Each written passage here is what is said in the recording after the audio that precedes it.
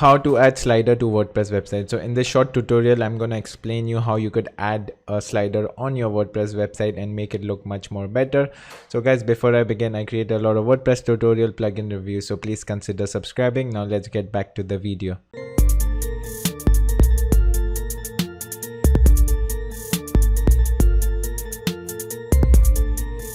So as you could see over here, this is my WordPress dashboard. So all you have to do is click on plugins, add new, and then just search for Guten slider. So as you could see, WordPress slider block Guten slider. So just click over here, activate. It's a free plugin. Once you're over here, okay, so this is all you have to do is click the plus sign, Guten slider, click over here, media library. I go choose this, select the size, just click on update, make it like this, much better.